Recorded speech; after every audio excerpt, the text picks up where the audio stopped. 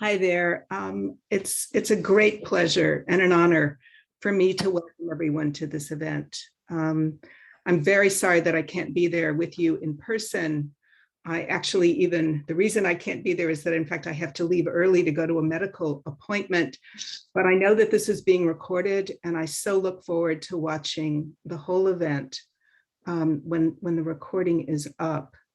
I wanted simply to welcome you on behalf of the Slavic department at Harvard and all of the other sponsors who Amelia has gathered in order to make this possible. It gives me the occasion to thank Amelia for putting it together and to say what a pleasure it's been to have you here this year as a fellow at Radcliffe. I'm so looking forward to the work that you will do in your Reimagining Community book. And so grateful to you and to your translating partner, Yulia Ilchuk, and to so many others who have been working since the start of this mind-boggling war to make Ukrainian culture available to people like me who do not read Ukrainian and who have followed it from the margins for years, but now find it very much at the center of my attention and very close to my heart. Those translations have allowed me to see the role that poetry is playing. This is Amelia's research topic, the role that poetry is playing in helping people define what Ukraine means today.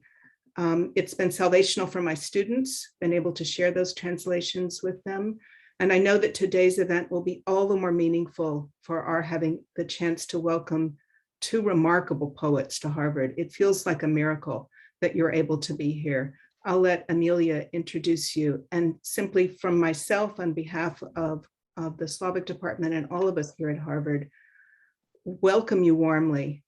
Thank you so much for coming to join us and to share your poetry and to say how much I look forward to hearing you read.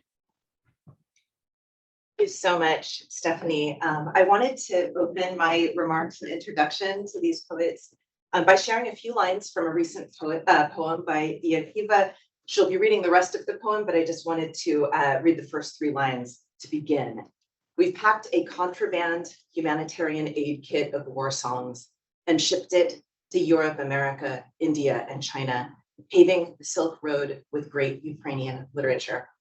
So Iya will read the rest of the poem in a moment, but I used the poem for the title of today's event because ever since reading this poem and translating these lines, I felt that Iya is getting to the heart of something that I have felt ever since late February, and that's that Ukrainians, not only poets, but the country is sending a kind of humanitarian aid packet to the rest of us in the form of their spiritual resistance to this new heightened level of the war.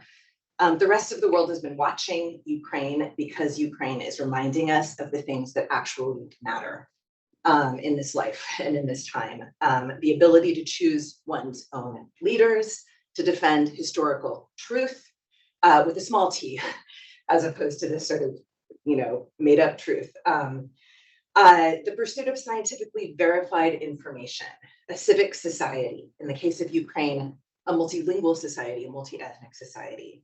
So before we begin to share the poetry, I wanted to just say a few things about what I've observed about Ukraine and also about some of my engagement with the writer's work who you see before you. I won't spend a lot of time listing all of the historical reasons why Ukraine is a remarkable country. I do want to say something about the last decade, though.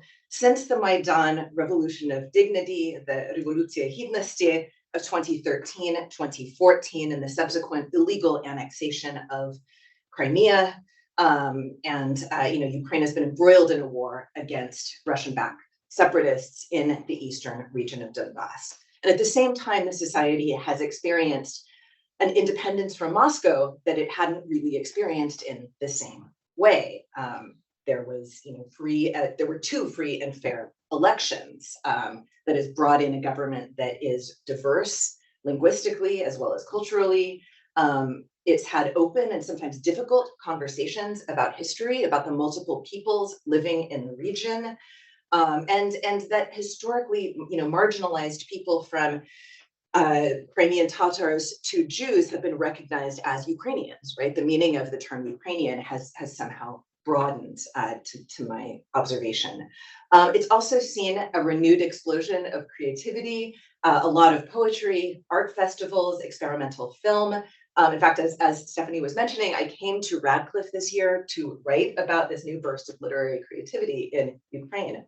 I did that because around 2014, I had begun translating contemporary poetry from Ukraine. And about 3 years ago, together with my colleague Iya Kiva from Stanford, who I believe may be joining us remotely, we decided to collaborate on a volume of contemporary poetry. Iya Kiva and Halyna Kruk were both at the very top of our list. And at some point in the process, we both found ourselves in Kyiv. At the same time, we got to meet Iya in person. We talked a little bit about the project. We met with some others. And then a few months later, the pandemic happened. And, I found myself overwhelmed by, just keeping my teaching going and keeping my small children educated and occupied and unharmed. But in the evenings, Yulia and I started to get together on Zoom and just translate. And it was like the only creative thing that I could possibly do. And it was very therapeutic. And we began to discuss our volume more seriously. In fact, we at the beginning of this year, started to share the proposal around.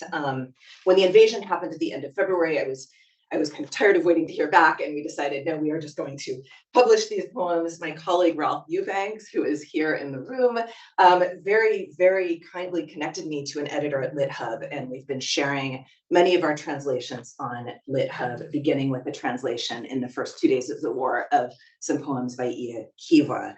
And those were accompanied by my short introductions to the poems and the poets. And these were kind of little bundles of humanitarian aid packets sent from our Ukrainian colleagues, from Ukrainian poets to English language readers. They have all been written since the outbreak of the Donbass War in 2014. Many have been written over the last couple of months. And they've helped to describe the beauty and also the impermanence of nature, the importance of teaching facts, the preciousness of human life. At one point, I hesitated actually before sending our translation of one of Halyna's poems. This is a poem that Halyna will read today, which is critical of the futility of Russian protests. And it needed to be published in English, despite the fact that it was a hard poem to publish. And the responses have been important because I think it has actually helped people in the English-speaking world to understand this very deep and painful moment that is taking place in literature as well as geopolitically. So I'm therefore really thrilled and a little bit stunned that we have with us Iya Kiva and Halyna Kruk. Just a quick couple of words about each poet. And I really want to thank them for giving us so much time. They spent a lot of time with me talking about their poetry yesterday as well. So I'll begin with Iya. Iya was born and grew up in Donetsk. In the summer of 2014, she fled the war and settled in Kyiv. And shortly after arriving, she began to shift in the direction of writing poetry in Ukrainian, whereas she had at first published in her native Russian. Her poetry is deeply musical in the original, and you'll be able to hear this when you hear the originals. It's also composed of very, very many layers, seemingly straightforward images like a train, a needle, a humanitarian aid kit, then expand out and deepen until they occupy a much larger space for meaning. The poems that she's written about war give us a very painful sense of what it means to be living in a time of war, to be displaced physically and emotionally, to find a home in language. And in this, Iya shares some things with the Yiddish writers that I've worked on in the past. Many of Iya's poems focus on Ukraine's diverse ethnic and religious communities. Iya has authored 2 volumes of collected poetry, which have been recognized with awards at both international and Ukrainian festivals, and she also translates from Belarusian and Polish. Halyna Kruk is not only a poet, but also a prose writer and a professor of medieval literature at Lviv State University. And if you pay close attention to the originals as she reads them, even if you don't know Ukrainian, you will hear the importance of words and sounds in Halyna's poems. This is something that she shares with Iya to a certain extent. One of the first things that struck me about Halyna's verse was her return to the composition of the soil of Ukraine, right? This isn't only the chernozem, right? The black earth that's so life-giving of fruit and vegetables, but that also contains the victims of war and of famine in Ukraine. Alliteration and homonyms give her lines multiple meanings, and this is a challenge for the translator as well as a reward to those who appreciate the original. We talked through some of them yesterday and came to some wonderful solutions, I think, other non-solutions. So as of today, she's published 5 collected volumes of poetry and 2 volumes of prose fiction. And in translation, she has she's best known for her fiction for children. She's been translated into 15 languages. She's won numerous awards. We're very, very pleased to have Halyna with us. So I want to thank several people before we start for making this event happen. Professor Stephanie Sandler has been such an ally in conceiving of this event before it was even clear that these poets would receive visas and the trip would even take place. And so it was like we sort of assembled the IKEA furniture but couldn't tighten anything until we eventually happened. And the Slavic department, of course, and Stephanie helped channel funds from the Davis Center for this event. And I'm so appreciative of the Davis Center for doing a lot of the administrative work to make this event happen. Polina Sadovskaya of the Pen Club allowed us to piggyback on the trip that she had organized for both poets. Uri, the Harvard Ukrainian Research Institute, has co-sponsored the event, and the Radcliffe Institute is, of course, hosting the event. And I really want to thank my colleague Claudia Rizzini for helping to make this happen among many other events that are taking place right now. I also want to thank Askol Mednichuk of Aerosmith Press for helping to sponsor the visit, and Professor Elizabeth Wood of MIT's International Studies Program and History Department. I want to thank Oleg Kotsuma. I thought I saw Oleg, maybe still on his way. Of the Ukrainian division of Harvard University Press, and Dr. Yaroslava Strycha, who will be returning to Kyiv shortly after teaching at Harvard this semester, and who will be helping with oral translation during the question and answer section. So for those of you who are on Zoom, please hold your questions until the end. You can put them in the chat. I'll be soliciting them from the chat, but I won't actually look at them until after both poets have finished reading. After the reading, there will be a little time for questions, and then there will be a chance over cookies on the patio to get to meet Iya and Halyna. And I'm going to begin with Iya, and I have a sort of idiosyncratic practice of reading the English first, so that those of you who don't know Ukrainian can have an idea of the meaning as Iya then reads her original. And some of these poems are in Ukrainian, some of them are originally written in Russian. Most are translated by myself together with Julia Ichuk, but occasionally there are other translators, and I will note those when they come up.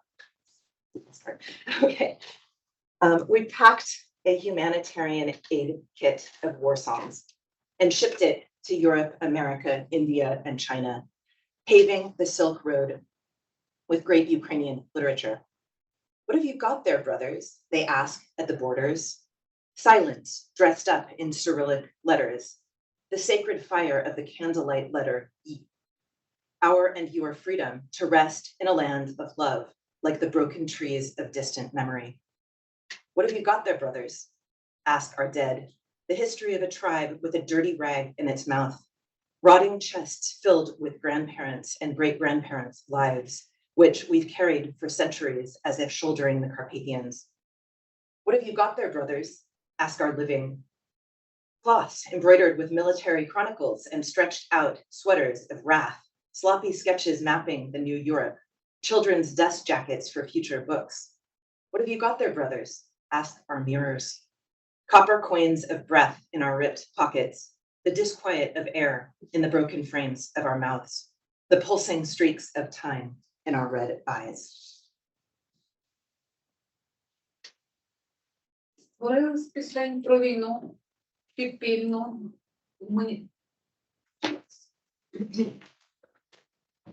Створили з пісень про війну, підпільну, гуманітарку. Вантажимо її у Європу, Америку, Індію та Китай.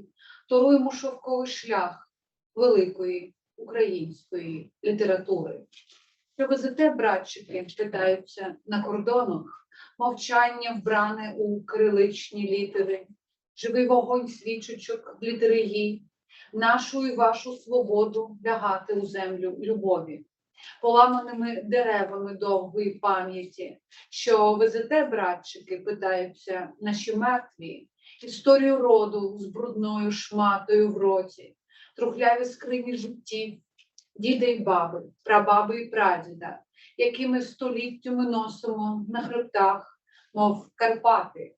Що везете, братчики, питаються наші живі, рушники воєнного епосу й розтягнуті светри люті, недбалі креслення з мапами нової Європи, дитячі обкладинки майбутніх книжок.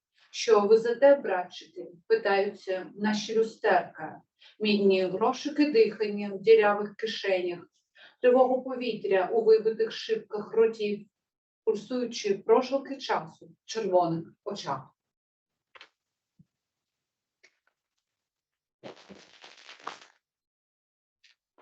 So each poet, I should have said this at the beginning, will read for about 20 to 25 minutes. The total event is an hour and a half long to have plenty of time to listen to both. And then we'll have Q&A for probably about 10, 15 minutes before a more open session. This is a very recent poem, another very recent. 8 years of saying there's a war back home, so I finally accept it. My home is a war. It's a slow train cross country from east to west on which death is transporting life. Night falls to the ground with the spasms of wilted flowers and lies down in our mouths with its rotten teeth of silence. Now our language is volunteer refugee chatter in which sirens sing songs to Odysseus. Now our memory is freedom's dirty peasant blouse for long walk from heart to heart. 8 років казати, в мене вдома війна, щоб нарешті прийняти, мій дім – це війна.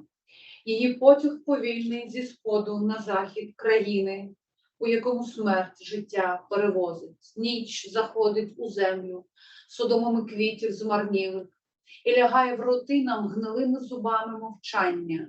Наша мова тепер волонтерсько-біженський чад, у якому сирени співають пісень Одіссею. Наша пам'ять тепер брудна вишиванка свободи і довга хода від серця до серця. This coffin's for you, little boy. Don't be afraid. Lie down. A bullet called life clutched tight in your fist. We didn't believe in death. Look, the crosses are tinfoil. Do you hear? All the bell towers tore out their tongues. We won't forget you. Believe it. Believe it. Belief bleeds down the seam inside your sleeve. Chants, prayers, psalms swell up in a lump in your throat in the middle of this damned winter, all dressed in khaki. And February, getting the ink out, is sobbing, and the candle drips on the table, burning and burning. Це труна твоя, мій маленький, лягай, не бійся, дитя. Затискаючи кулю між пальців, що зветься життям, ми не вірили в смерть, бачиш хрестики, що з фольги. Чуєш, нині дзвіниці усі зірвали собі язики. Ми тебе не забудемо, віриш нам, віра кров'ю в землю стікає вздовж шва в рукаві. Клубком в горлі стають святоспіви, псалми, молитви серед вбраної в хакі сучої дівки зими. І цей лютий чорнила виймаючи, плаче радма, і горить на столі, і горить свічка пітьма. This next poem is translated from the Russian by Catherine Young. Is there hot water in the tap? Is there hot war in the tap? Is there Cold War in the tap? How is it that there's absolutely no war? It was promised for after lunch.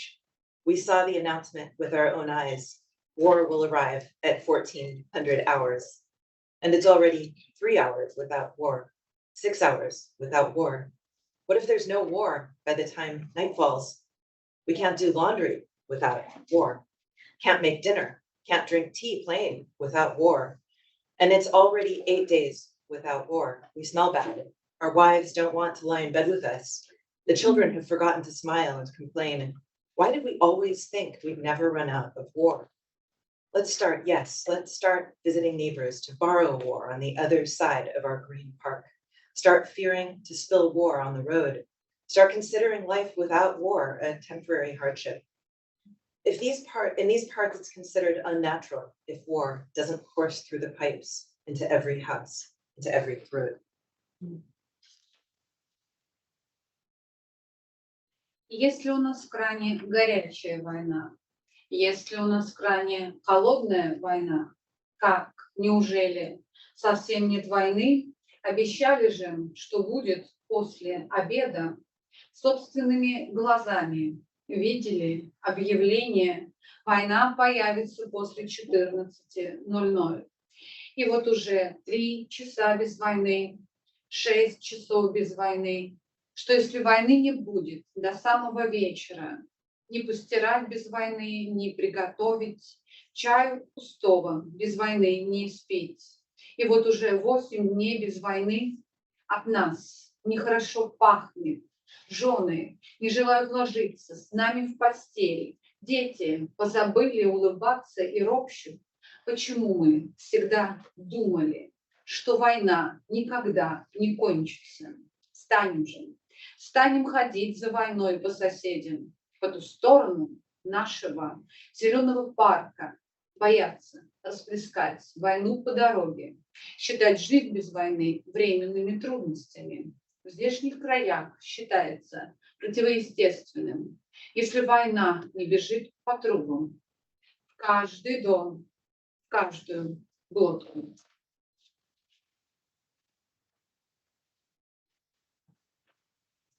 So this next poem was translated from the Russian by Maru Mushtrieva together with Eugene Ostashevsky.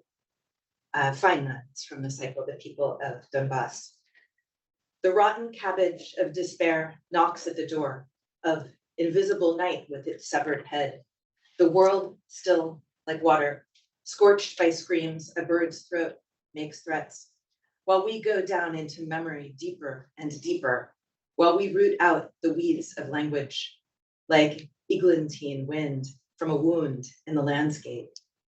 Past the gates of death, empty nests of roots, stone light over the great junk heap of love, infantile fears in the frozen cradle of breath.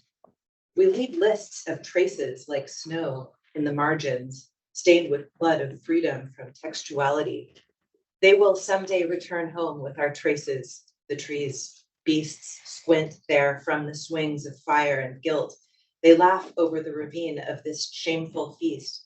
They don't feel the ground shifting beneath them. In a long echo's noose tolls the hollow heart.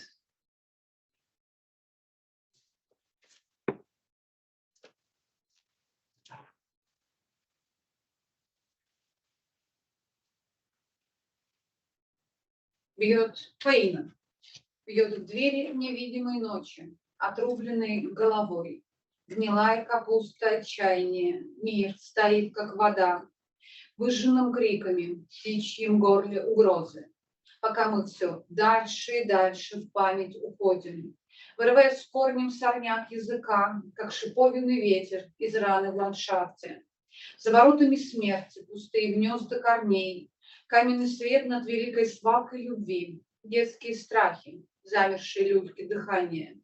Мы же списки следов оставляем, как снег на полях, перепачканный кровью, свободы от текста, по которым деревья когда-то вернутся домой. Там раскосые звери на качелях огня и вины над оврагом хохочут без честного праздника и не чуют смещений земли под собой. Там в петле у долгого эха полое сердце звенит. The next poem is also translated by Maru Mushtrieva with Eugene Ostashevsky, Anna. We live where people used to keep cows in a stifling polyethylene sun. We make holes for love there. When the water is high, we walk on it. From the bed to the chair, then the windowsill, there we hang like rags on the edge of light. Once we woke in history, melancholy can't fall back asleep, circumambulate like a child sobs in a dead belly. War, the worst day of my life. Анна. Мы живем, где люди прежде держали коров. В душном полиэтиленовом солнце пробиваем отверстия для любви. А когда она разливается, идем по воде. От кровати к столу, от стула на подоконник. и висим, как тряпье на краешке света. Мы проснулись однажды в печали истории, а заснуть уже не умеем, ходим кругами, как склепы ребенка в замершем животе. Война – самый худший день моей жизни.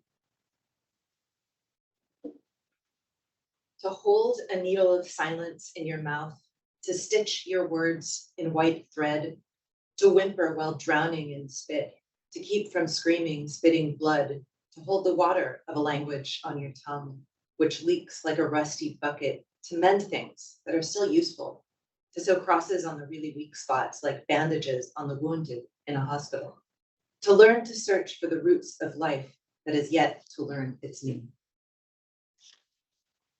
Тримати у роті голку мовчання, шивати слова білими нитками, нітитися, заклинаючи слиною, замість кричати, харкати кров'ю, тамувати вільгу мови на язиці, дірявому, як іржаве цедром, царувати придатні до вжитку речі, класти хрести на особливо хирі місця, як пов'язки на поранених у шпиталі. Вчитися шукати коріння життя, яке ще не знає, як йому називатися.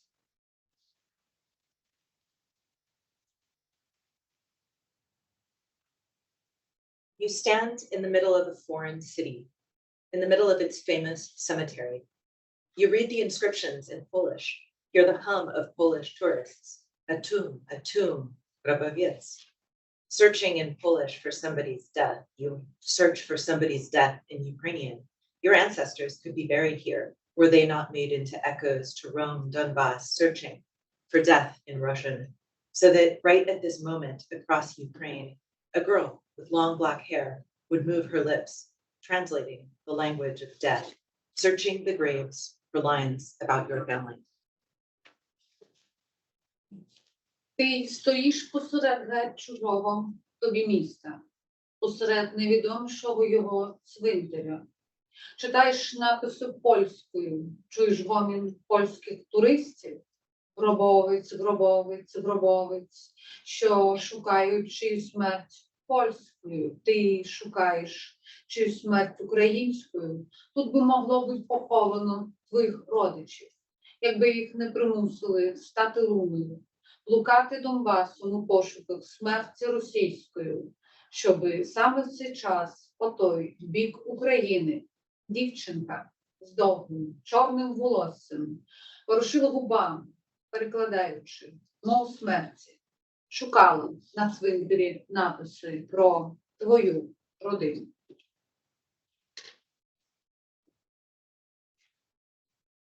I'm writing to you from winter days, when a snow globe of sky protects us from all evils like an onion dome. It's a time to sing psalms and Cossack songs, a time to button our uniforms, always a good time for defense. And the young beetle rises at dawn to make sure the rusty nail of a sun doesn't pierce the holy church's marble vault. Yet it turns out his faith is too weak. The sky cracks, breaking into tiny pieces. The cold of this light wraps the people in melancholy cellophane. At dusk, the sky is covered with a scab of cloud like an open wound, and our heads are dusted with the ash of the first snow. And the local men, women, and children fill the streets, and they write letters to God on earth's white canvas. God reads them aloud to his son every night, and Mary, like back in primary school, carefully corrects their spelling and other mistakes.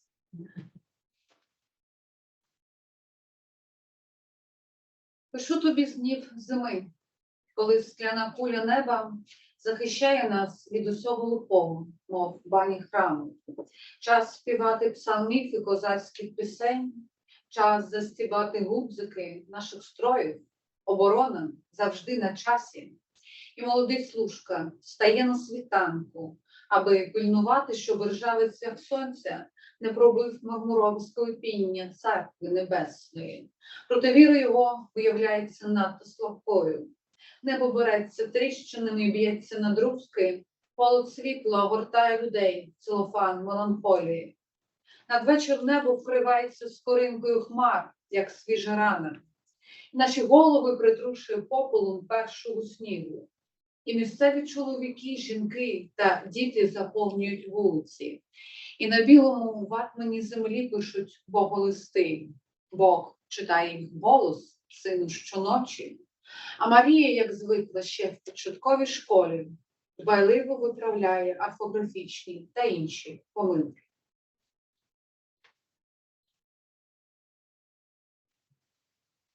And when it came my turn to be killed, everyone started to speak Lithuanian. Everyone started to call me Janukas, summoned me hither to their native land. I said to them, God, I am not Lithuanian. I said to them, God, and I said it in Yiddish.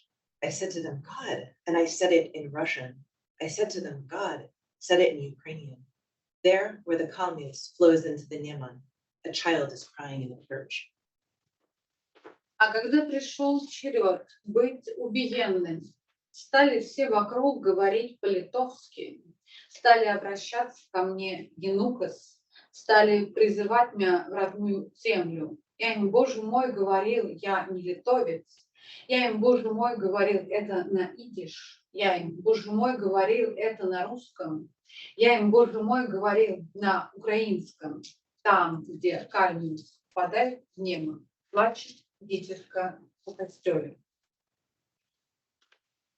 So we have two lefts that we'll read before turning to Halyna.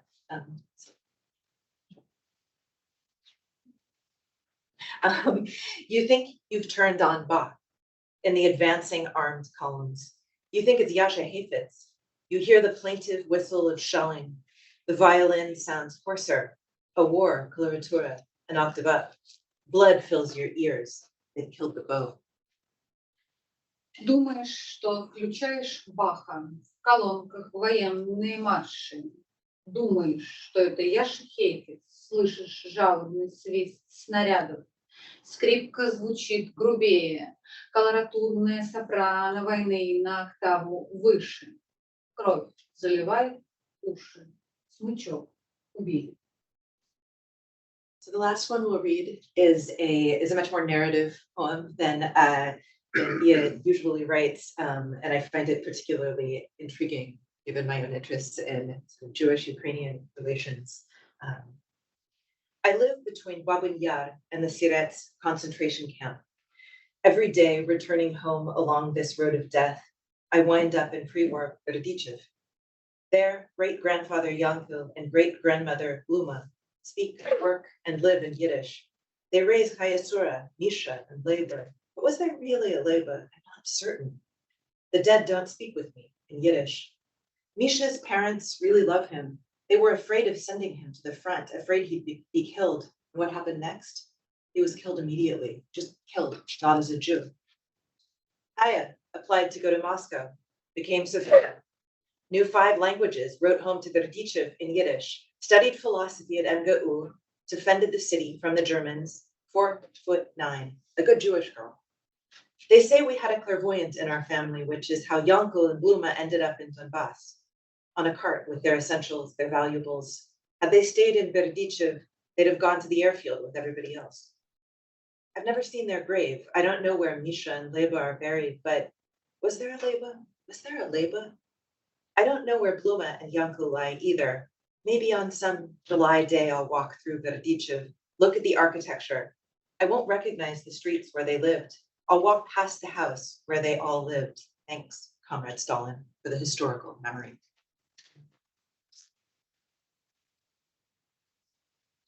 Я живу между Бабьим Яром и Советским концлагерем.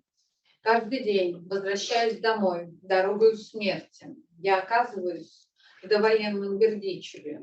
Там прадедушка Янкель и прабабушка Блюма говорят, работают и живут на идиш.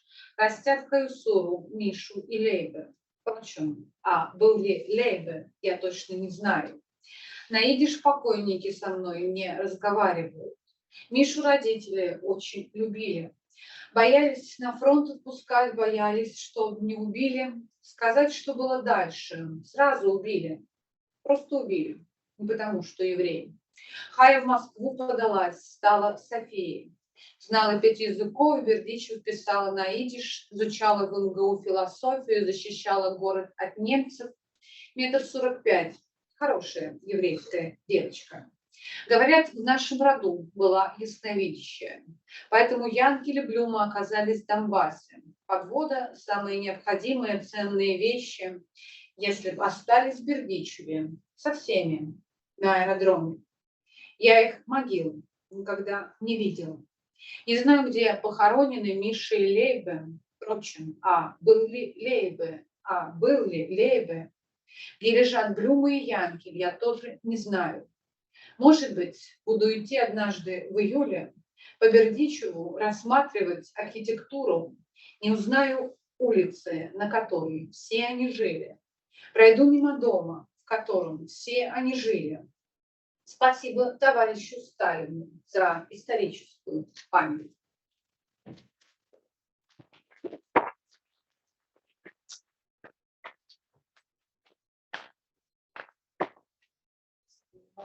We'll turn to Halyna. We'll start with the poem called "The History of the Turn of the Century." A history of the turn of the century. Fatal and inconsistent as Nep, she aims her bangs at you. The poet's muscles are slack like a millstone in 33, but don't give her a word or she'll take them all. You've tried not to let her dazzle you. You've seen these tricks, won't fall for them. Who is she, anyway? Flirt, Chikai agent, bitch? She knows how to hit you where it hurts, and of course, that what will kill you will seduce you first. Audacious Ubermensch, how long will you stay standing over the hollowed trench, after a hasty gunshot, over a bullet-marked body where God will never die? Історія початку століття. Фатальна і непослідовна, як політика НЕПу, виставила проти тебе своє бойове каре. Колостуна чи Жорна у 33-м ходять жовна поета. Але жодного слова не давай їй, вона і так усе забере. Ти пробував не вестися на всі її штучки-дрючки, ти бачив різні колінця, цими її не візьмеш. Бо хто вона? Вертихвістка чи кістка, сучка? Знає, куди тебе бити, щоб найбільше боліло. А вже ж. А як на початку манило все те, що потім убило? Зухвалості над людину, як довго стоїш на двох, над вивершеним окопом, за пострілом скорострілу, над простреленим тілом, в якому таки ніколи не помирає Бог.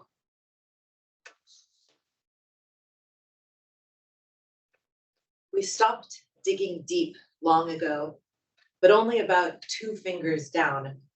We leave the plowed earth unturned so the fertile soil won't blow away altogether in 1 generation.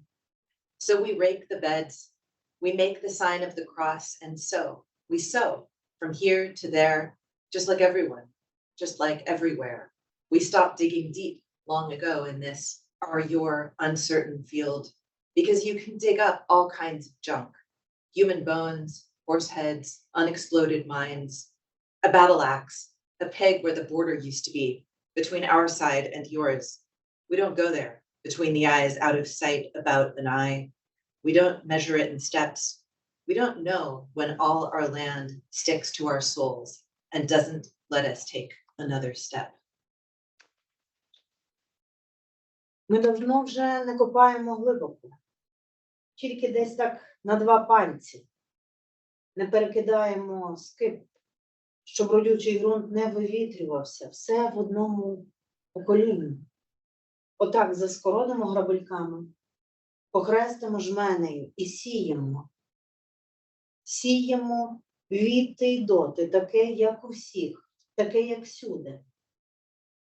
Ми давно вже не копаємо глибоко на цьому непевному полі, нашому, вашому. Бо можна викопати різне небажане, людські кості кінські голови, невибухлі міни, сокиру війни, кілок, де були межі між нашим і вашим. Не ходимо там. Межі очі, поза очі, про людське око. Не міряємо кроками. Не знаємо, як це, коли уся наша земля налипає до підошов і не дає зробити більше ні кроку.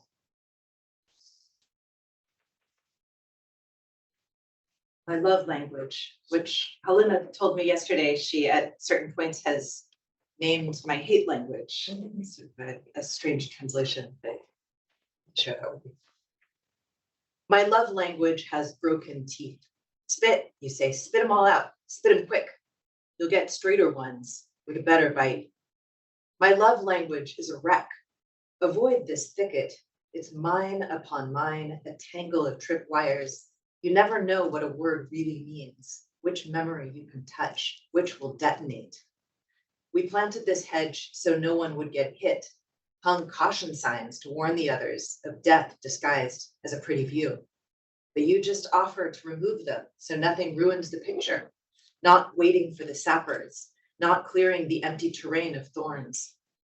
My love language is heavy as a father's gaze, immovable as the eyelids upon his son's coffin, which they used all week to steady their guns. My love language is choking on its words, like his mother. I held it close when I was crying, and to stop crying, I held it close. I knotted it like a camouflage net, color coordinated with the season so it could hide someone. You say, don't get mad, be wiser, take the high road. Tame your love language, push it out, purge yourself of it. Plant a flower in this scorched land. In this empty place, in the language and in you, you must have saved a few flower seeds. You must have saved a kind word someplace. Someplace in your soul that will forgive everything. My love language has grown so big that my tongue comes out with it, and my soul comes out with this soulless language. У моєї мови любові вибиті зуби. Виплюнь, кажеш, усе це із себе виплюнь негайно. Тепер можна вставити набагато рівніші і з правильнішим прикусом, ніж попередні. У моїй мові любові не лишилося живого місця. Не заходь у ці хащі, там міна на міні, суцільні розтяжки. Ніколи не знаєш, що насправді тягнеться за словом, який спогад зачепить, а який здетонує. Ми насадили цей живоплід, щоб ніхто не наражався. Навішали попереджувальних знаків, щоб уберегти інших від смерті, замаскованої гарним пейзажем. А ти пропонуєш їх просто прибрати, щоб нічого не псувало картинки, не чекаючи саперів, не розчистивши цих теренів від пустих теревень.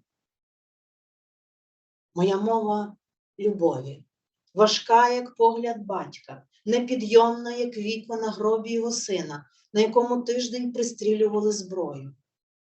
Моя мова любові вдавилася словами, як його мати. Я плекала її, доки плакала, і щоб не плакати більше, плекала. Я плела її, наче маскувальну сітку, відповідно до кольорів пори року, щоб вона когось захистила. Кажеш, не ятри, будь мудрішою, будь вище від цього, присмири свою мову любові, вижени, вирви із себе, посади на цій випаленій землі квіти, на цій порожній місцині, всередині себе і мови. У тебе ж мало залишитися десь насіння квітів, у тебе ж мало десь залишитися добре слово, десь за душею, що має усе прощати. Моя мова любові так розрослася, що виривається тільки разом із язиком, що виривається тільки разом із душею, без душі.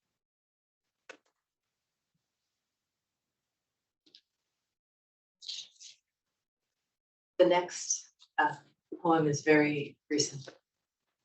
No war. You're standing with a no war sign, as if to redeem the inevitable. This war can't be stopped. Like bright arterial blood from an open wound, it flows till it kills. It enters our cities with the armed men, seeps into our courtyards with the reconnaissance units, like deadly mercury beads that can't be put back. You can't fix it, except to find and neutralize it. These civilian managers, clerks, IT guys, and students, life didn't prepare them for street fights, but the war did. On the front line, in a painfully familiar landscape, in a hurry. At first, they only recruit experienced combat fighters to the defense units. After that, gamers who play Dune and Fallout. Or maybe if you've had a short course in Molotov cocktails from a bartender you know, at the local club, while the kids are asleep, the kids are crying, the kids are being born into a world temporarily unfit for life. Out on the playground, they're assembling Czech hedgehogs, and nuclear families are mixing deadly drinks. Whole families finally enjoying a conversation and a collective project. War shortens the distance from person to person, from birth to death, from what we never wished for to what it turned out we were capable of. Mom, pick up the phone. A woman's been pleading for 2 hours in the apartment building basement. Stubborn and dense, she won't stop believing in a miracle, but her mother is out of cell phone range in the suburbs where the prefab collapsed like cheap Legos from the massive strikes where just yesterday broadcast towers stopped connecting people, where the world got blown up into pre and post-war along the uneven fold of the no war sign, which you'll toss in the nearest trash on your way home from the protest, Russian poet. War kills with the hands of the indifferent and even the hands of idle sympathizers. Стоїш із плакатиком «No war», як індульгенцією за те, чого вже не відвернути. Війну не зупинити, як яскраво, артеріальну кров із відкритої рани. Вона тече, доки не вб'є. Заходить у наші міста озброєними людьми, розсипається ворожими ДРГ у внутрішніх дворах. Ніби смертельні ртутні кульки, яких уже не визбирати, не повернути назад. Хіба що вистежувати і знешкоджувати цим цивільним менеджерам, клеркам, айтішникам і студентам, яких життя не готувало до вуличних боїв. Але війна вчить. В польових умовах, на до болю знайомій місцевості, наспіх. В тероборону спершу беруть чоловіків із бойовим досвідом, потім уже навіть тих, що мають за плечима тільки Dune і Fallout. Ну і ще короткий майстер-клас із приготування вибухових коктейлів від знайомого бармена. В найближчому нічному клубі сплять діти, плачуть діти, народжуються діти, у світ тимчасово непридатний для цього.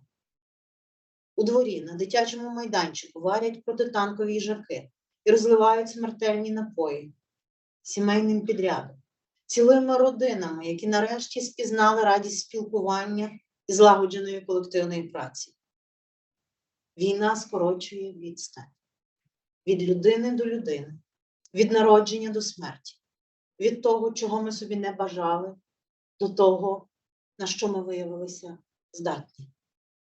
Мамо, візьми трубку, 2 годину просить жінка у підвалі багатоповерхівки, вперто і глухо, не припиняючи вірити в чудо. Але мама її поза зоною досяжності, у тому передмісті, де панельки склалися, як дешевий конструктор, від масованих ударів, де вежі зв'язку ще вчора перестали зв'язувати, де світ розірвався на до війни і після, вздовж нерівного згину плакатика «No war», який ти викинеш у найближчий смітник, ідучи із протестів додому, російський поете. Війна убиває руками байдужих і навіть руками бездіяльних, співчутливих.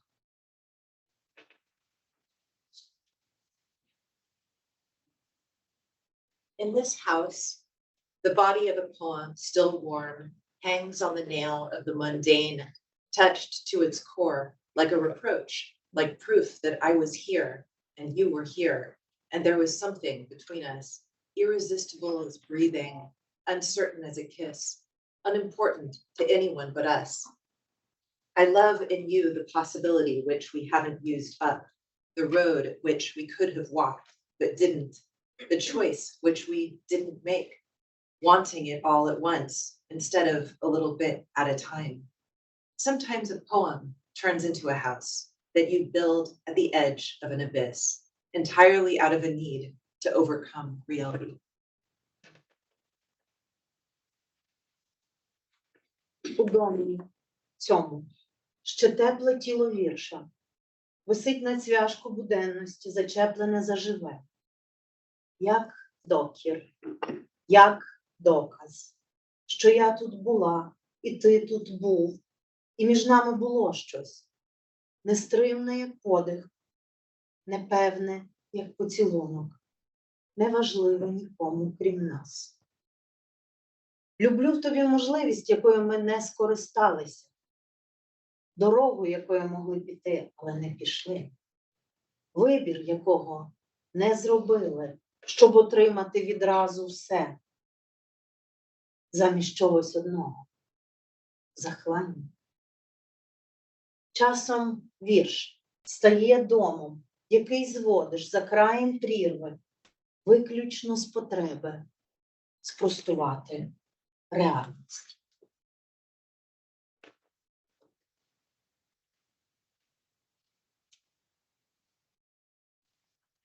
At the bottom of hope, at the edge of faith, that nothing is as stupid as it seems at first glance.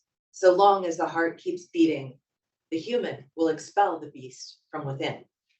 Toward bright horizons and clear waters, let it run, spreading its wings in wonder, no longer bound by linguistic conventions, unskilled in making others comfortable, conscious of traps and poisons, cordial like a postcard from non-being, because everything went wrong somehow, because its wardens are the Stich and the Makarov, because the only escape is death. The human who'd gladly run off with the beast will crush this slave like a bunch of grapes, squeezing the seeds from the bloody pulp. And once crushed, it's distilled and fermented, though he knows he'll never taste it, for this wine will take ages to mature.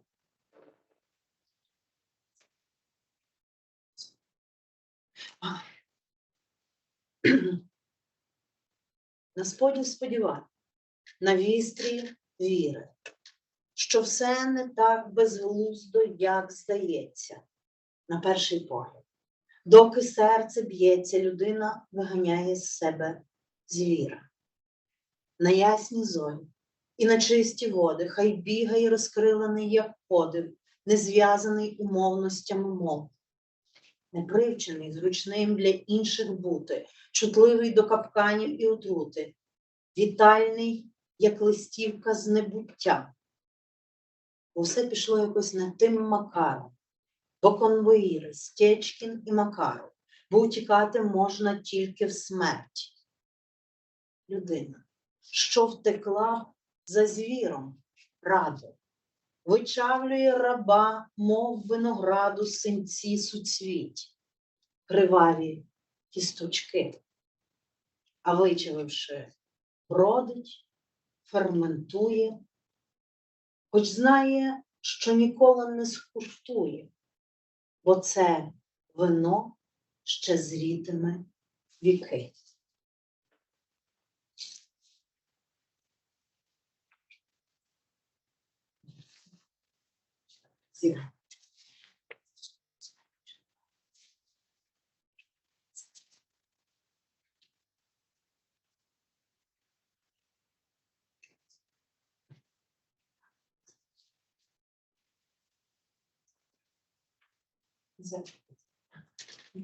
So the last few poems will be very recent, with Europe in the background. To grow old from the news, to go gray from the black smoke, to see through the gaping hole in a burned out high-rise as Europe's distant sun sets. I'll have to rethink literary history before I teach it to my students. Those who survive will need a different discipline. Those who survive will need a different world. Who will return ours to us?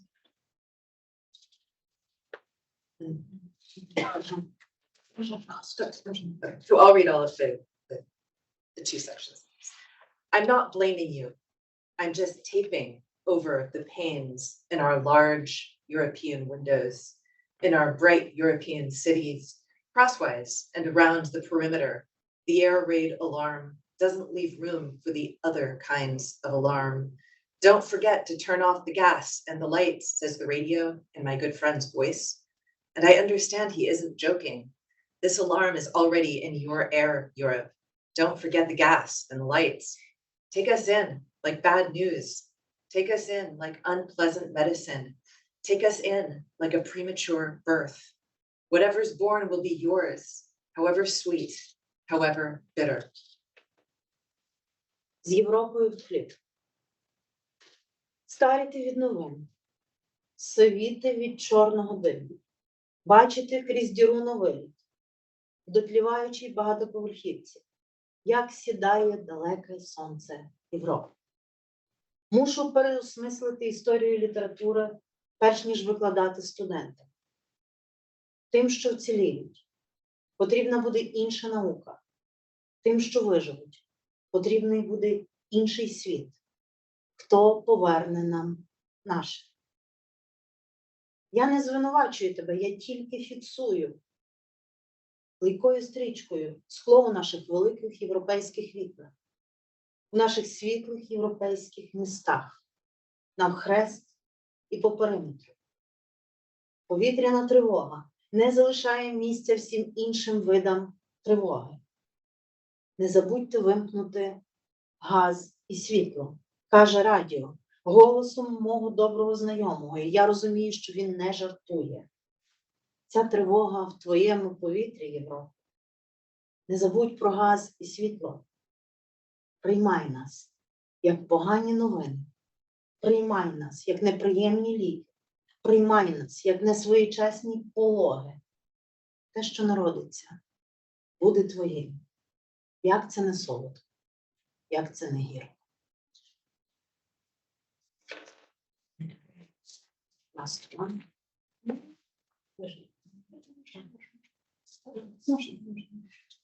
We have two left, both quite recent. So we'll do them.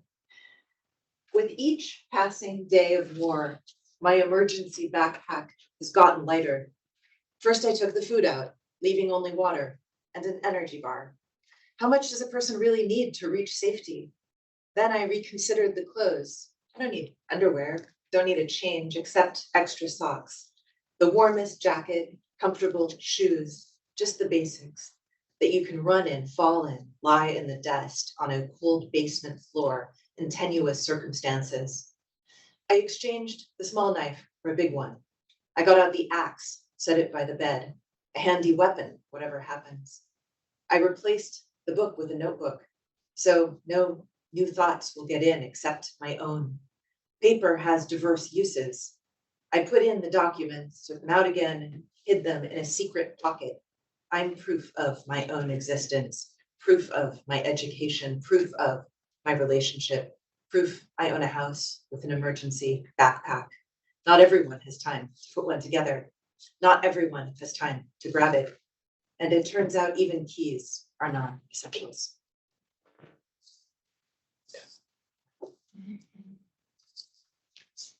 З кожним днем війни мій тривожний рюкзак ставав усе легше.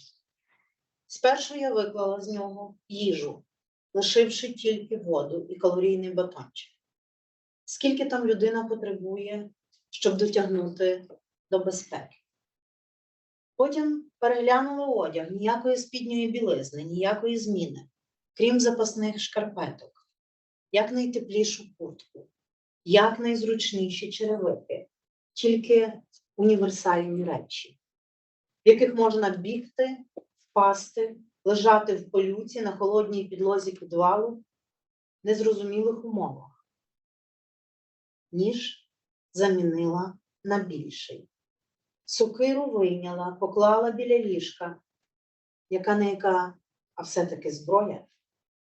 Книжку замінила на зошит, і так нічого не заходить, крім свого. Папір придатний на різне. Документи поклала, виклала, заховала в потаємну кишеню. Сама собі доказ свого існування.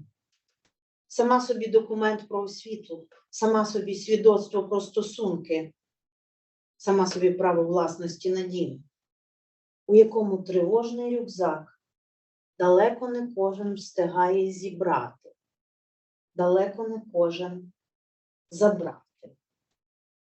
А виявилося, що навіть ключі не потрібні. The final poem that we'll read, Survival. Survival is what keeps us from settling accounts, what gives us the strength to keep swimming through cold water on a February morning, exhaling a blue cloud of steam the way chain smokers blow smoke.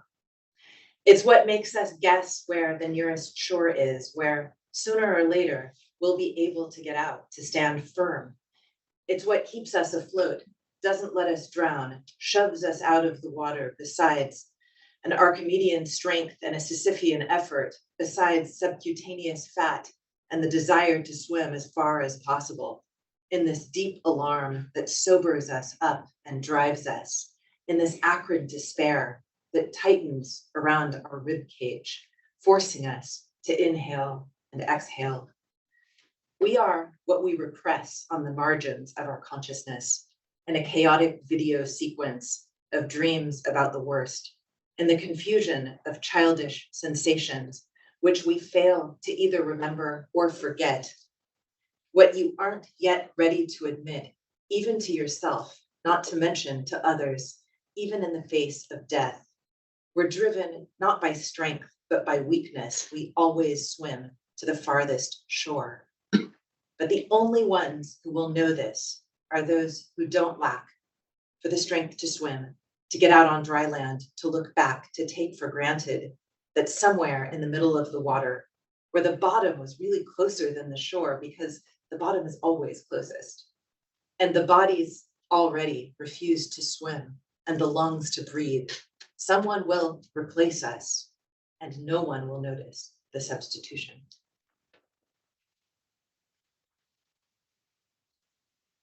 Вижити.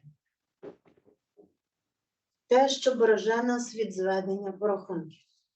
Те, що дає сили гребти у холодній воді лютневого ранку, видихаючи сизу хмарку пари, ніби затяті курці диму. Те, що змушує нас вгадувати, де найближчий берег, на який рано чи пізно можна буде вийти, стати на твердому. Те, що тримає нас на плаву, не дає втонути, виштовхує з води, окрім Архімедової сили та Сізіфової праці, окрім підшкірного жиру і бажання запливти якомога далі у цій глибокій тривозі, що приводить до тями і підганяє, у цьому терпкому відчаї, що змикається довкола грудної клітки, змушуючи вдихати і видихати.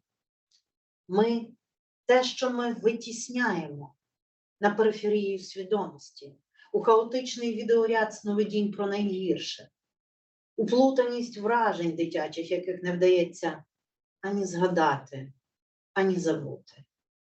Те, у чому не готові зізнатись самі собі, не кажучи вже про інших, навіть перед лицем смерті. Нас підганяє не сила, а слабкість. Ми завжди пливемо до найдальшого берега. Але це дізнаються тільки ті, кому не забракло сили доплисти, вибратись на сухе, озирнутись, прийняти як даність, що десь там посеред води, де дно насправді було ближче, ніж берег, дно завжди найближче. І тіло вже відмовилося гребти, а легені вдихати. Нас хтось підмінить. І ніхто не помітить підміну.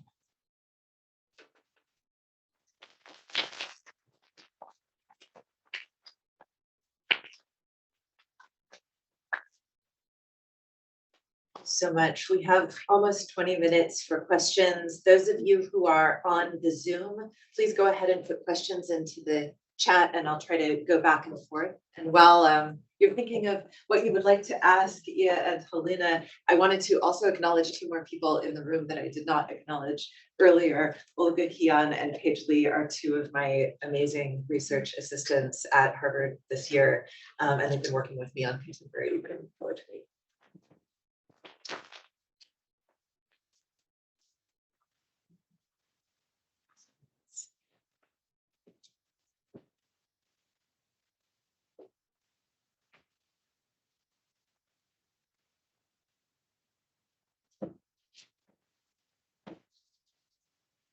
Yeah, I have a question for you, Iya. I think I noticed that in some of your newer poems, you say we a lot. There's a lot of me and not a lot of ya. And so I'm curious, who is your we and where is your I?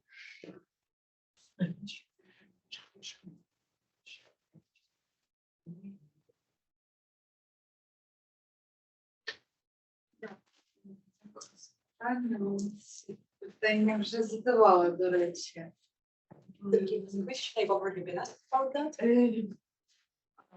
Я зроблю коротко. Ну, якщо, чесно кажучи, ми сіятами є сумління зазвичай, маючи на увазі. А взагалі це мається на увазі, ну, як ми кажемо, навіть не те, що ми українці зараз, я та мої люди, да? Мається на увазі якісь твої потенційні співбесідники або однодумці, хтось, хто вважає так само, як ти, і ти розумієш, що там ідентифікувати цих людей там за, не знаю, національністю, ну це вже стара дуже категорія, чи якимось принципи, ні. Це люди, до яких ти звертаєшся, і які потенційно тобі можуть відповісти. Ті люди, які з тобою, ну, це якесь насправді дуже таке особисте, поетичне уявлення діалогу. Але я б сказала так, що люди, які можуть думати так, як ти, розділити з тобою цей досвід. To be brief, V is usually me and my conscience. You could say that V is me and Ukrainians, me and my people, of these outdated categories of nationality. But in reality, it's people you are in dialogue with, people you can address, and people who could potentially answer you. I have a couple of questions on the, or comments and questions on the Zoom, and then we'll return to the room.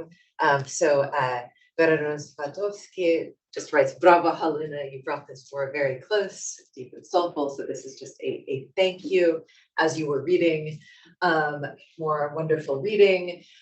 There's a question from Patrice Dabrowski for Iya. Regarding writing poetry in two different languages. Do you have a different persona in each language? And have your horizons as well as your circumstances changed?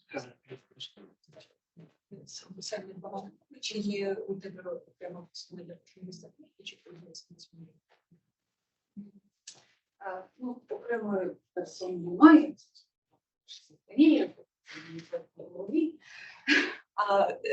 Yes, as it doesn't have a separate persona because it would be schizophrenia.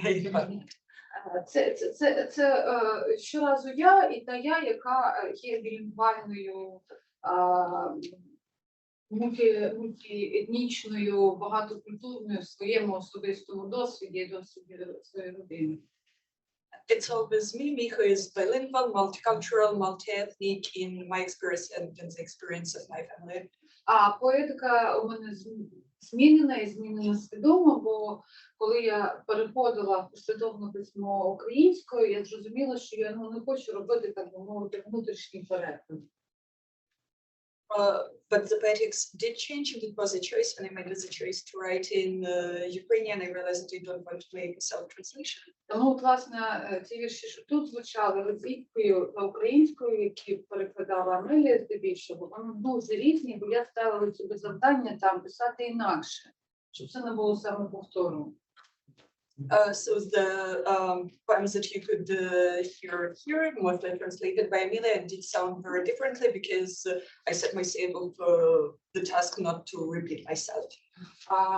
Останній рік я почала рухатися в бік розгорнутої метафори, і, власне, вже там десь у мене українська та російська десь зустрілися, і це, одна теперішня я. But throughout last year, I have been moving towards more elaborate metaphors, and there's a spot where my Ukrainian and Russian language poetry does meet, but it's all me. We have a question in the room. Did you, I thought, I saw. I'm just talking here. Marcy, sorry, Oh, no, go ahead. and then Ascot. Yeah. Ascot, please. Okay, so this is for Halyna. In one of your poems, you speak about the abbreviated distance between people in a time of war, and also the shortening of the distance between life and death. And that's a very powerful sort of observation, and about the way in which our sense of time changes during periods of emergency. And I wonder what it is like for you now to be outside of that immediacy of the emergency, and to what degree do you feel that we here, far from it, are able to participate and engage in the experience you're trying to communicate to us. Что зрозуміло? Оскільки замічав, що тому з твоїх віршів ти бажає герою зменшення на відстані між тобою і життям смерті в кризовій ситуації. Ну і це дуже помічне спостереження про зміну сприйняття часу в таких кризових ситуаціях. Як ти почуваєшся зараз, не будучи безпосередньо в близькості небезпеки, і чи, на твою думку, люди, які вдалені від цієї небезпеки, можуть бути причетними, можуть працювати з цим? Питання причетності дуже часто це питання особистого вибору. Воно не залежить часто від дистанціювання фізичного. Тобто це питання включеності чи в допомогу, чи в співпереживання. І момент співпереживання, він в цьому дуже важливий. Я його дуже відчуваю за кордоном, коли нам співчувають, допомагають, вислуховують. The matter of engagement is about the choice to feel the sympathy, and this is something that you feel abroad when people sympathize and support you. І, власне, що я хотіла додати до цього скорочення відстані між людьми. В мене є інша поезія, тут вона не звучала, яка стосувалася ще Майдану, про скорочення відстані між ями і ями. Тобто ями написані разом. Тобто ми, українці, дуже індивідуалістичні в своєму трактуванні, в своїй візії життя і світу. І це скорочення відстані, яке наступило, наприклад, було під час Революції Гідності, і тепер ми спостерігаємо це під час війни, воно надзвичайно вражає, попри весь наш індивідуалізм, здатність співпрацювати, тісно взаємодіяти, і це скорочення відстані дуже, мені здається, важлива ознака цих всіх подій. In the poem that was not read here, poem from the Maidan times, Halyna plays on the phonetic similarity between yami as in I and we and yami as in holes. Ukrainians are a highly individualistic nation, but despite that, there is this always the striking ability to collaborate, to work together, that is very typical of these times. І зараз це дуже цікаве враження, тому що горизонтальні зв'язки на рівні українського суспільства, вони просто неймовірні. Це неймовірний спосіб взаємодії, де ти працюєш на рівні віри і довіри, тому що ти, особливо це стосується всіх нас, хто там працює як волонтер, хто надсилає допомогу, тому що дуже часто ти не маєш доказів і документів, які підтверджують там твою включеність, ти працюєш на віру, і це надзвичайно, такий феноменальний. Я не знаю з інших ситуацій, може я мало знаю, але подібного явища мені не траплялося десь не зустрічати. This ability to collaborate is especially visible now when we have this striking networks of horizontal connections. This is especially relevant towards volunteer communities where it's all a matter of belief and trust, because often when you are sending somebody help, you don't have documents, you don't have evidence. So it is about trust in the other person, and this levels of trust is something Halyna has not experienced elsewhere. Maybe it's a matter of just limited experience, but this level of belief and collaboration is not something that she has. Yeah. So there's another question on Zoom by Vera Rozbadowski about for Halyna. She notes that in 2013, you published a poem about having dreams or nightmares about bomb shelters and wants to know, and Armageddon, and wants to know if you see this as a kind of premonition of what was coming.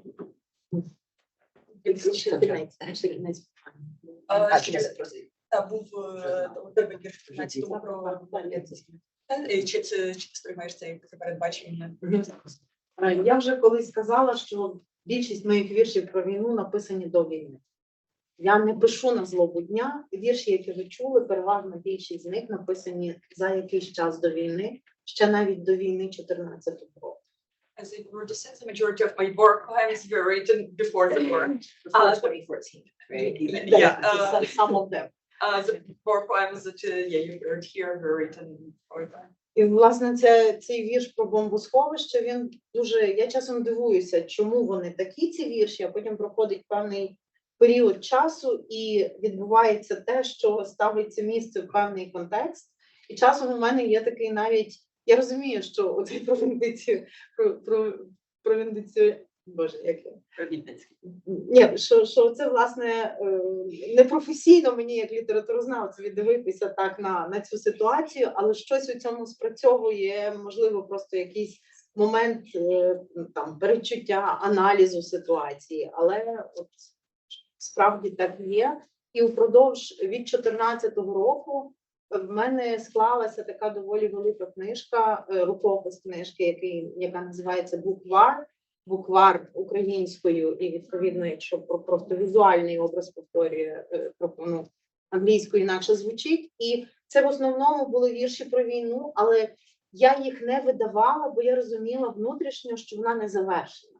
І це таке дивне відчуття, коли війна от повнометражно почалася тепер, воно якось так доповнилося, як то не дивно. Тобто є якийсь дуже незрозумілий момент, який працює в цій поезії, і я люблю поезію за те, що я не все в ній розумію. Like the poem about the bomb shelter, I don't write topical relevant. I just write them and then something happens that puts them in the new context.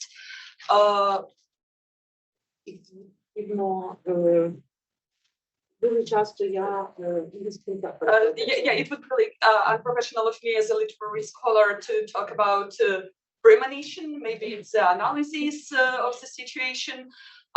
But since 2014, I have a collection of poems entitled Bukvar as an alphabet book in Ukrainian and written in Latin letters, which gives it different look. Але я її не завершувала, бо мені здавалося, що події ще будуть відбуватися. But she didn't publish it because she had a sense that the events will keep unfolding, and now with the beginning of the full-scale war, that added some accents to this. І я люблю поезію за цю непередбачуваність. And I like poetry because you don't have to understand everything in it.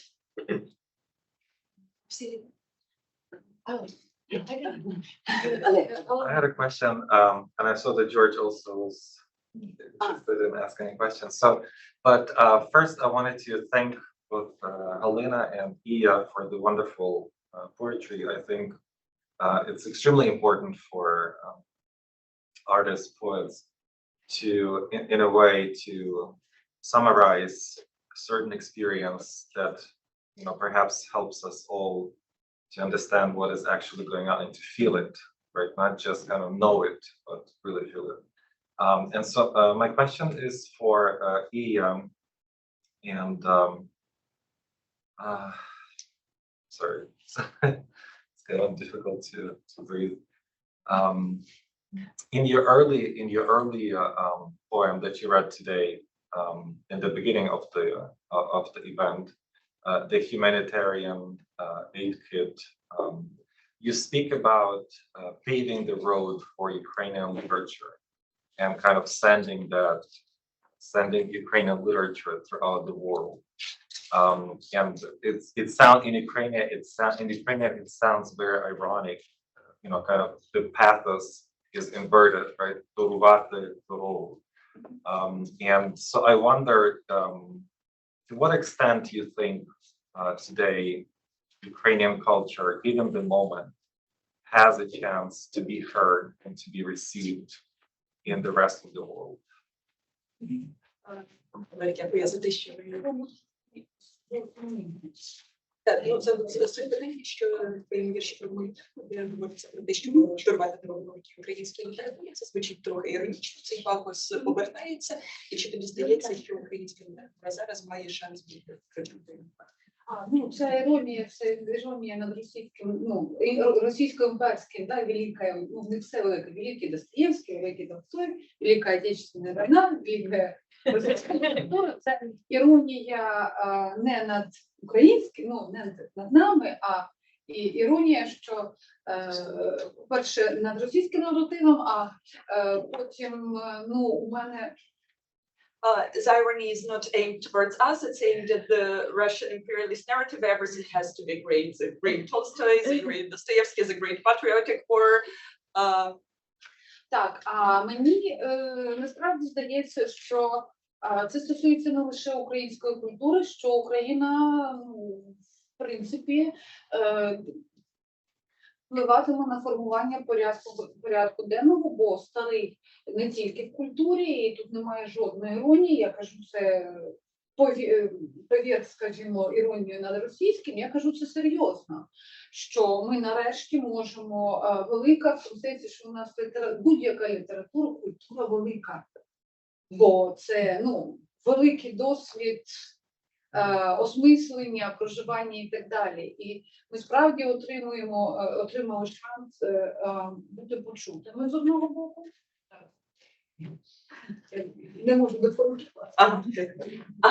And aside or above that level of irony, I'm saying with no irony at all that Ukraine will inform the agenda because all the narratives А з іншого боку, мені здається, в більшому розумінні, ніж просто культурному, а в ширшому політичному сенсі, що не культура як політика, а політика як політика, що Україна буде впливати на формування інших дискурсів, іншого розуміння світу, бо старий порядок денний дасть мир в повоєнній Європі, принаймні, після України точно вже не буде таким, як був.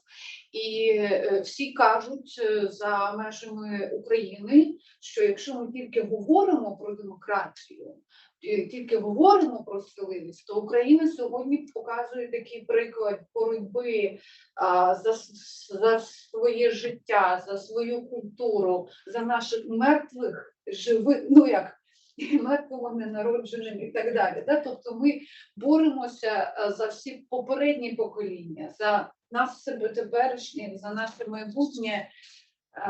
І ми справді показуємо, що у нас це не слова, і ми точно впливатимемо на світ так, як ми сьогодні навіть не можемо уявити. Ну, я принаймні в це хочу вірити і вірю справді.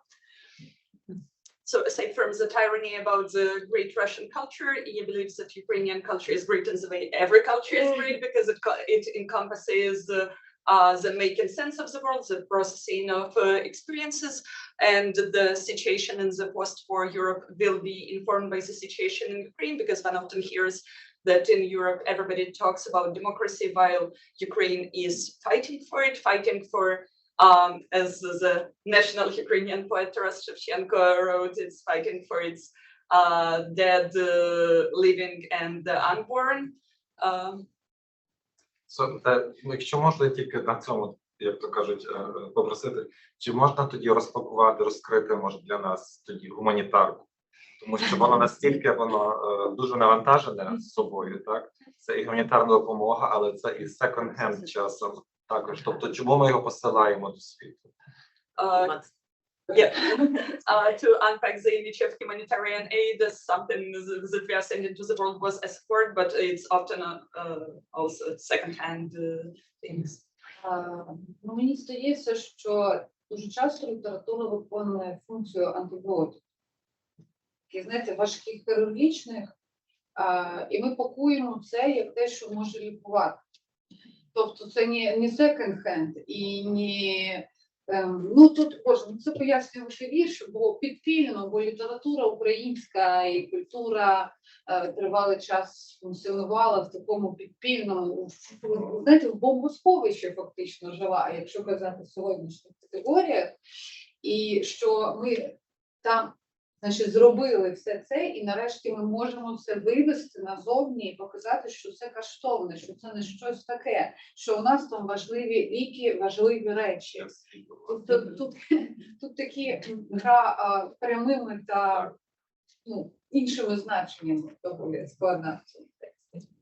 I see literature as antibiotics. Heavy duty was surgery antibiotics, so they're not given out second-hand goods. They're given out something that heals, and it's smuggled humanitarian aid because Ukrainian literature has long existed in the underground as illicit smuggled goods that we finally have the opportunity to take out to the world and show that it too is precious. I'm going to turn to George for the final question, and then we can have more time to ask things more personally. You know, as you're talking, you're answering my question, so I have to readjust it all.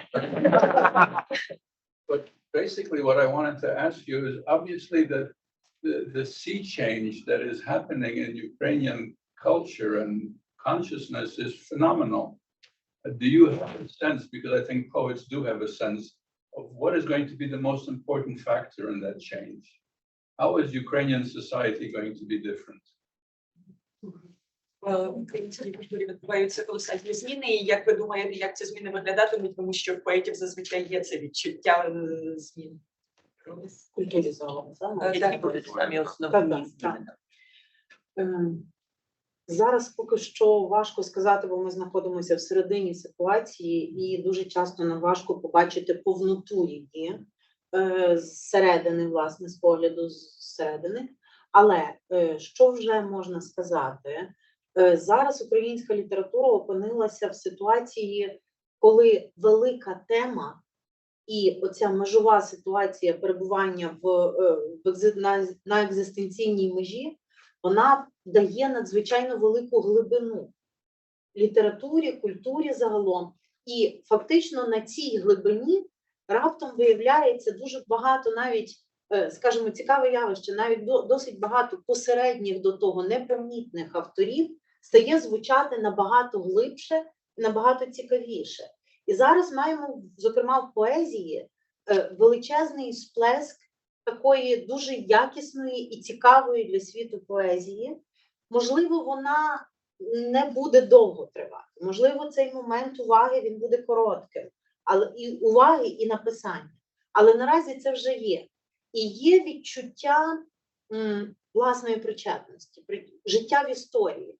Це цікавий такий аспект, коли ти раптом себе відчуваєш, що ти живеш всередині історії, і від твого вибору багато що залежить, від твого вчинку, від твого вибору. І це дуже відрізняє нас від російської ситуації з маленькою людиною, з маленьким чоловіком, від якого нічого не залежить. І, тобто, це протилежний підхід, який зараз дуже виходить, мені здається, назовні в культурі загалом. Оця сміливість сказати, бути в історії і сказати щось від себе персонально. So it might be hard to get a sense of these changes because you're inside of it, and from the inside it's hard to see the big picture. But the two changes that are visible now is first, this existential experience of being on the brink gives a sense of depth even to the poets who were mediocre and not really visible. And we have a revival of really good poetry that could be of interest to the world. And even if that moment of interest and that moment of writing deep poetry ends up being brief, that moment is happening. This is the first change. And the second change is the sense of engagement and involvement. You're engaged in a really important situation, and a lot could depend on your choices, on what you do. And that is a stark marked difference from the Russian idea of a small person who can change nothing. So that sense of being responsible and that difference really comes to the forefront.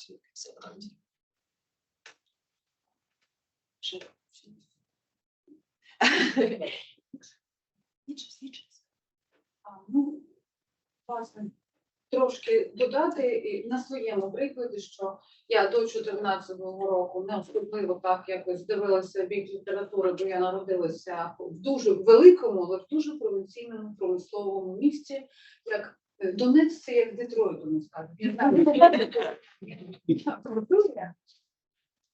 І війна дає колосальну віру в важливість в те, що ти робиш, колосальну свободу і колосальний енергетичний заряд, тому сподіватися цікавих явищ, але після завершення. Бо боротися, там, волонтерити і писати, боротися просто там десь там, в окопах і писати, це доволі важко. В принципі, боротися, бо ми якби все одно енергетично себе підтримуємо весь час психологічно і всіма способами.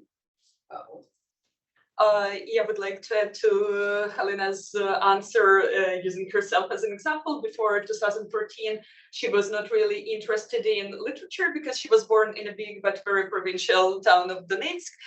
She says that sometimes Donetsk is being compared to Detroit. She's not sure if that is a correct comparison, but yes, the war does give you a sense of faith in what you're doing and the importance of what you're doing. But yeah, unlike Halyna, believes that great poetry will be written after the war is over, because you cannot volunteer and write poetry. It's hard. You cannot fight and write poetry. Yeah, so, and everybody is just doing their best to support one another, and everybody needs support. I think we should, with that, that's a really good note to end on. Please join me in thanking Iya Kiva and Halyna Kruk for their amazing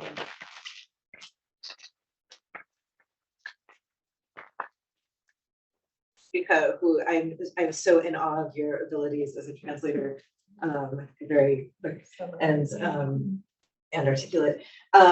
Please join us outside on the patio. We'll have cookies and you can ask more intimate questions there for a few minutes. I am very grateful for your translation, for your support, and for the possibility to be here and to talk with you on this very important topic for us. Thank you for being here and doing what you do.